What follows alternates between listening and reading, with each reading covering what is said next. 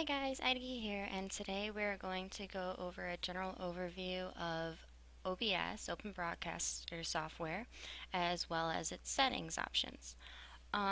So just going left to right and down, if you go to File, you can save. Save is used just in case you're worried about different settings and such, not saving to specific profiles.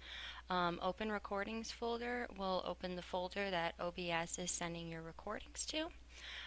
Show Saved Replay Buffers will open a folder that displays games that are available for replay buffers. And then Exit obviously exits OBS.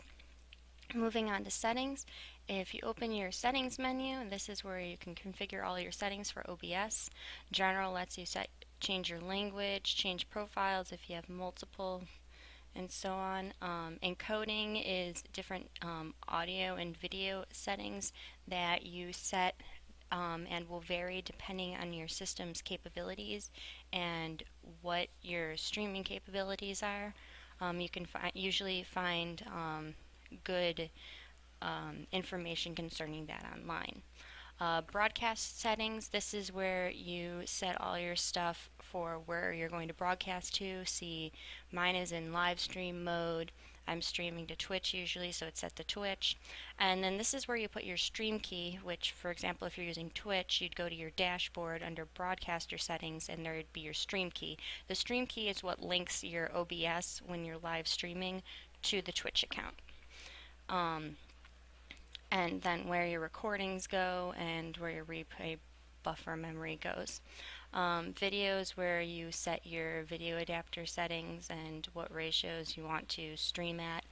Audio is of course your audio card and different settings you want for that. Hotkeys, you have different things you can use hotkeys for. I don't use hotkeys very often, so I have none set at the moment for the most part, but my push to talk is control, but it's not turned on, as you can see. More advanced,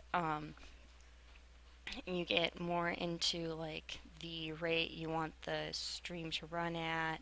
Your frame, you can slightly edit your frames per second, etc. Your quick sync encoder, I don't actually use, but you can find a guide for that online, of course. For browser, these settings I don't use as much either. Microphone noise gate, you can adjust the settings of your microphone, like your close and open threshold, etc. Scene switcher is interesting.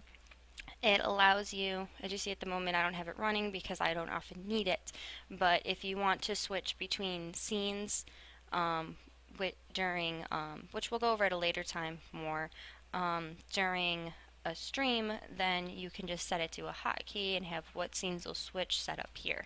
So those are the basics of your settings. Now if you go to profiles, I can't open it right now due to recording, but profiles is essentially how what you have saved to individual profiles on OBS. Like currently my profile is set to Eggy, which is me, and all these scenes are saved under Eggy, which are different setups I have for different streams. That's what makes OBS pretty interesting, is you can have different scenes profiles available to you if you want to have your scenes organized under different profile names. And then scene collection, you can go more in depth into your scenes list.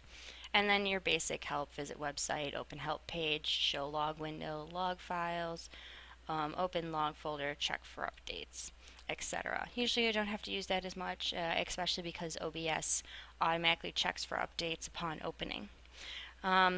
Moving down, of course, we have our screen, which shows what's going on in OBS right now. For example, for me, what's recording, and whatever sources I have selected are viewing, which I currently only have a window capture. So you're seeing my window capture. Moving down again, you have scenes. Scenes are basically what you want to name different stream options, for example, I guess is the best way to put it.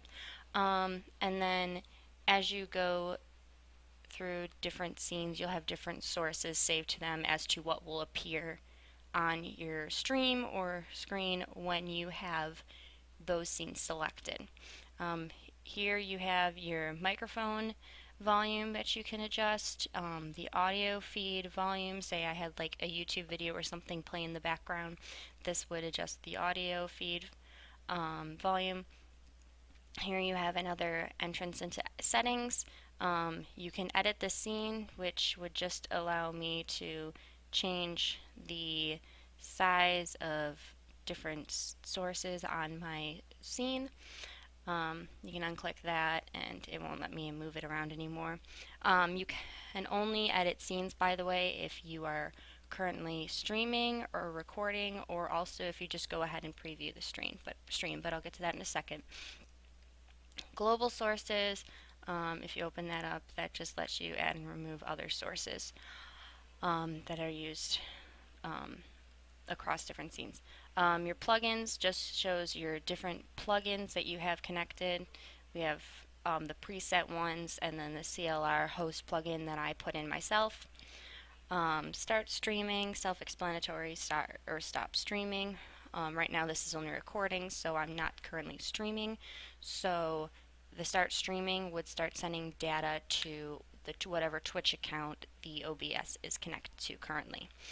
Stop recording, obviously I'm not going to play that, but I am recording. It's OBS is recording whenever I have it feeding through it and sending it to the file of my choice, or folder of my choice. Previous stream isn't selectable, but essentially if I wasn't recording or wasn't streaming, I could press preview stream. My scene with sources would appear, and to give me an idea of what it'll look like when I'm actually streaming or recording. And then if I need to adjust anything, I just use the edit scene. And then of course there's exit. So that's the basic overlay of OBS. It also shows your recorded time, so I've been going for over 7 minutes. Your dropped frames, which I have 0 dropped frames because I'm not streaming. That's mostly for streaming, when it's to show you like if it's skipped a frame or something like that. My frames per second, and then my speed for the information feeding through. So yeah, that's the basic overview of OBS. I hope that was interesting for you guys. Most of it was pretty self-explanatory, but I wanted to do a general overview before I got more in depth. Thank you for watching.